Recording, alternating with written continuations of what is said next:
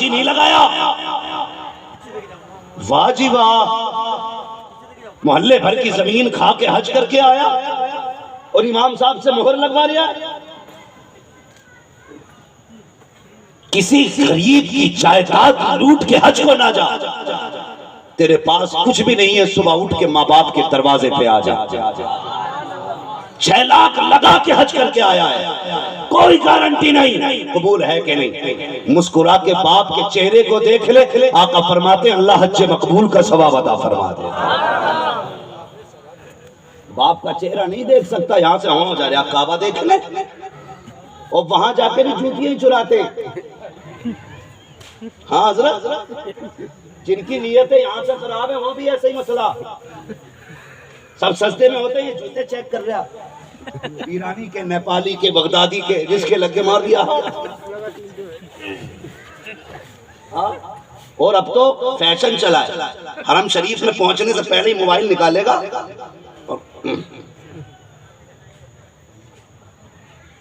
یہ حالات ہے ہمارے۔ اور سب سے پہلے جبکہ فرمایا جب کعبے پر پہلی نظر پڑے جو دعا مانگو اللہ پوری فرما دیتا ہے، تو یہ پہلی نظر ڈال کے موبائل یاد رہتا ہے۔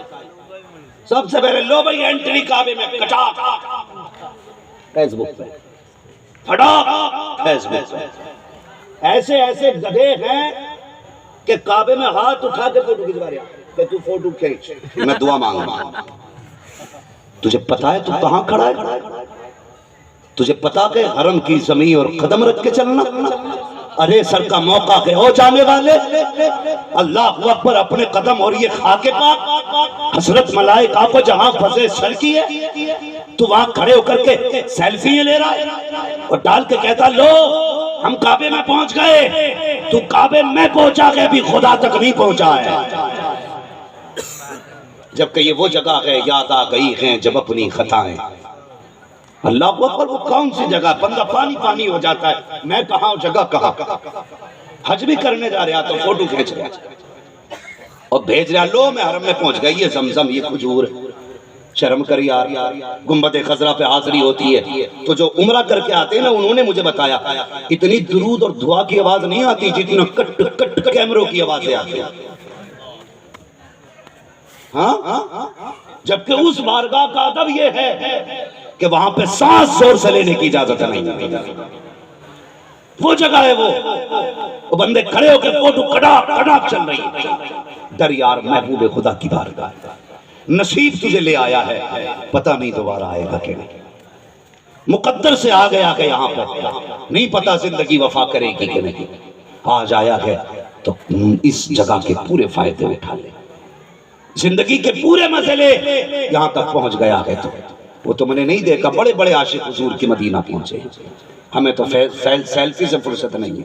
لیکن ایک بڑا غریب تھا، موچی، جوتے سلتا تھا، جوتے کیا بولتے ہیں اس کو یہاں پہ؟ موچی بولتے ہیں نا، جوتے سلنے والے کو موچی تھا، بڑا غریب تھا، تمنا تھی میں مدینے جاؤں گا، مدینے جاؤں گا۔ اس نے نا جوتوں کی سلائی میں سے نکالتے ایک دن اتنے پیسے جمع کر لیے کہ حضور کے مدینے جانا ہے، اور وہ مدینہ جانے کی تیاری مکمل کر لی۔ آج مولوی سے مشورہ ہی کوئی نہیں لیتا، مشورہ اس لیے لیتے ہیں پرانی سوچ کے لوگ ہیں، ان سے کیا پوچھنا، اس سے پوچھو نا جو ماسٹر ہے، انجینئر ہے، وہ بتائے گا، اس کی سوچ نہیں ہے بیٹے، انجینئر یہی بتائے گا اینٹ کیسے لگنی ہے اور نیکی کیسے ملنی ہے، یہ مولوی بتائے گا، یاد رکھنا اس بات کو۔ تو وہ مولوی صاحب سے مشورہ لینے گئے اور مشورہ لے کے کہنے لگا حضور میں حج کو جا رہا ہوں، مفید مشورہ، میں اس لیے آیا تھا کہ دعوت بھی کر دوں مشورہ بھی لے لوں۔ فرمانے لگے دعوت تو کھلا سکو لیکن مدینہ جانے سے پہلے نا اپنے گناہوں کی معافیاں مانگ لینا لوگوں سے۔ آج تو گناہ ہی اس لیے کرتا ہے کہ کعبے جا کے مٹوانے، غلط نہیں کہہ رہا ہوں حضرت، غلط نہیں کہہ رہا ہوں، پورا سال 9 کی چیز 99 میں بیچے گا، اسٹاک کر لیتے تاکہ شارٹنگ پہ مہنگا بھی کرے۔ جب کثرت بھی کسی بھی شے کی اکٹھا کر لیا، کم ہوئی تو پھر کھولا دروازہ، اب 9 کی چیز 99 میں۔ تم نے یہ نیت کی، خدا دیکھ رہا ہے، پورا سال مزدور غریب تڑپتے رہے، مہنگا خریدتے رہے مجبوری میں، تم نے اکٹھا کیا پیسہ، چلو اب عمرہ جو ہے نا مدینے میں ہی کرنا جا کے، حلال کی کما کے جا، کوئی منع نہیں کرتا۔ لیکن جو میں کہنا چاہ رہا ہوں وہ سنیے، کسی کا دل دکھا کے پیسے اکٹھا نہ کرنا، پورا سال آپ نے پیسے لوگوں کے ستم کر کے اکٹھا کیا، اور پھر گناہ بخشوانے مدینے جا رہے ہو۔ او یار بتا تو صحیح، جب تو مدینے جا رہا ہے حضور تجھ سے نہیں پوچھیں گے میرے گناہگار، میرے چاہنے والے امتی غریب ایسے بھی تھے جن کے گھر میں چولہا جلانے کے لیے کوئی سامان نہ تھا، تو آیا ہے مدینے میں رمضان گزارنے کے لیے، ایسے بھی تو تھے کہ جن کے گھر افطار پانی سے ہوتی تھی، ایسے بھی تو تھے عید کے جن کے کپڑے نہیں بنا کرتے تھے، ایسے بھی تو میرے غریب امتی تھے کہ جن کے گھروں کے اندر رمضان میں بھی پانی اور چٹنی کے سے افطار اور روزے ہوتے تھے، تو یہاں عیش کے رمضان گزارنے آیا ہے، کیا جواب دے گا؟ اور یار میری گزارش اتنی ہے، خدا نے تجھے دیا ہے، پہلے بستی میں گھوم لے اور یہ دیکھ لے کتنے غریب ہیں، کتنوں کے یہاں کھجور کا انتظام ہے، اگر نہ ہے کھجور کا انتظام کر دے، مدینہ نہ بھی جائے گا، یہاں رہتے ہوئے مصطفیٰ تجھے عمرے کا ثواب عطا فرمانا ہے۔ نیت اچھی ہو تو اللہ گھر بیٹھے بیٹھے حج کا ثواب دے دیتا ہے، کرے گے انشاءاللہ ایسے ہی انشاءاللہ۔ گزارش ہے آپ سے، غریب بھی ہمارے ہیں، امیر بھی ہمارے ہیں، ہم دوستی صرف امیروں سے نہ کریں، غریبوں کو بھی نبھا کے چلیں، اس لیے کہ غریبی میرے مصطفیٰ نے اختیار کی ہے، اور فرمایا گیا غریب میری امت کے امیر سے 500 سال پہلے جنت میں جائے گا۔ اتنی بڑی چیز ہے غریبی، نفرت نہ کرو۔ اللہ اکبر۔ میں کیا عرض کر رہا تھا، مولوی صاحب نے کہا معافی بھی مانگ لینا کہیں کسی کا دل نہ دکھ گیا ہو، تو وہ موچی جو تھے نا سب کے دروازے پہ گئے، معافیاں مانگی، بستی کے باہر بھی ایک دروازہ تھا، اتفاق سے وہ دروازہ سیدوں کا دروازہ تھا، دروازہ کھٹکھٹایا، کون؟ ربیع بن سلیمان۔ کیا کرنے آیا؟ معافی مانگنے۔ کیوں؟ کا مدینے جا رہا تھا، دل دکھ گیا ہو تو معاف کر دینا۔ اتنا بڑا جگر ہے ہمارے پاس، آج بیٹا باپ سے معافی مانگتے ہوئے شرم محسوس کرتا ہے، بیٹی ماں سے معافی مانگتے ہوئے شرمایا کرتی ہے۔ تم ان سے معافی نہیں مانگ سکتے جن کا ایک ایک بال پہ احسان ہے؟ ربیع بن سلیمان کہتے ہیں دل دکھ گیا ہو تو معاف کر دینا۔ اندر سے آواز آئی، ربیع چلا جا، میرے گھر میں کوئی مرد ہی نہیں ہے۔ شیعوں نے سیدوں پہ جب قتل عام کیا تھا سیدوں کا، یہ تب کی بات، کہا جتنے مرد تھے سارے شہید کر دیے گئے، ہمارے گھر میں کوئی مرد ہی نہیں ہے تو دل کس کا دکھا ہوگا تجھ سے۔ واپس پلٹنے لگے، گوشت کی خوشبو آ گئی، دل نے کہا سیدوں کی چوکٹ ہے، کیوں نہ تبرکن 2 لقمے کھا کے چلا جاؤں، 2 لقمے کھا کے چلا جاؤں۔ یہ بھی ایک المیہ ہے، اگر کوئی کہہ دے میں سید ہوں تو ہم شجرے کھنگالنے لگ جاتے ہے کہ نہیں؟ سچائی ہے کہ چکبندی کا ہے؟ یہ شک بھی اصل میں کچھ سیدوں نہیں پیدا کرتی، جو 3 سال پہلے شاہ تھے 3 سال بعد سید ہو گئے، تو اس سے بھی مسئلے بہت خراب ہوئے۔ بہرحال اگر کوئی کہے میں سید ہوں تو تحقیق نہ کیا کرو۔ اعلیٰ حضرت کا فتویٰ یہ ہے کہ جو سید کہے اسے سید کی نظروں سے دیکھا کرو، وہ ہو نہ ہو اللہ تمہیں مصطفیٰ کی اولاد کے احترام کا ثواب عطا فرمائے گا۔ یہ مسئلہ کیا اعلیٰ تو وہ کہنے لگے سیدوں کا دروازہ ہے، کچھ ملے گا کھانے؟ سنیں، اندر سے آواز آئی، ربیع بن سلیمان یہ جو ہمارے گھر میں گوشت بن رہا ہے نا یہ تیرے لیے حرام ہے، ہمارے لیے حلال ہے۔ سمجھ گئے بات؟ وہ رک گئے، کہنے لگے بات سمجھ میں نہیں آئی، ایسا کیا ہے؟ تم بھی اسی نبی کی امت میں ہو، میں بھی اسی نبی کی امت میں ہوں، جو مجھ پہ حلال وہ تم پہ حلال، جو مجھ پہ حرام وہ تم پہ حرام، ایسا کیا ہے تم پہ حلال اور مجھ پہ حرام ہے؟ کہنے لگی مت پوچھ، چلا جا، کہ بتاؤ نا کیا ہے ایسا؟ تو کہنے لگی گھر میں کوئی کمانے والا نہیں، سنیں جو رنڈیوں پہ پیسہ لوٹاتے، جو نچنیوں پہ پیسے لوٹاتے، جو موج مستیوں کے لیے پیسے میں آگ لگایا کرتے، کہتے ہمارے گھر میں کوئی مرد نہیں، کمائی بھی ختم ہو گئی، کھانے کا سادن ختم ہو گیا، جب کچھ نہیں تھا بچیاں بھوک سے مرنے لگی، سید ہیں اس لیے صدقہ نہیں لے سکتے، مصطفیٰ کی اولاد ہیں اس لیے غیرت ہمیں بھیک مانگنے کی اجازت نہیں دیتی۔ کا بچیوں کی بھوک حد سے بڑی، ایسا لگا کہیں بیٹیاں مر نہ جائیں۔ میں تلاش کرنے نکلی تو مجھے راستے میں مرا ہوا پرندہ ملا، میں اسی کو لے آئی۔ اور ہماری شریعت مصطفیٰ کی یہ کہتی ہے اگر جان ہونٹوں پہ آ گئی ہو تو اتنا حرام کھانا جائز ہے جتنے سے جان بچائی جا سکے۔ کہ یہ نظام مصطفیٰ ہے، کہا میں اپنی بیٹیوں کو اتنا کھلانا چاہتی ہوں اس سے جس سے ان کی جان بچ جائے۔ اتنا سننا تھا ربیع بن سلیمان کی دل کی دنیا بدل جاتی ہے۔ اللہ اکبر، ہچکی بندی واپس چلنے لگے۔ اندر سے آواز آئی ربیع، کہا جی، کہا حضور کے روزے پہ پہنچے نا تو ان کی بیٹی کا سلام ضرور کہہ دینا۔ اللہ اکبر، یہ سنا پھر کیا تھا، قیامت کی ربیع بن سلیمان کے دل پہ۔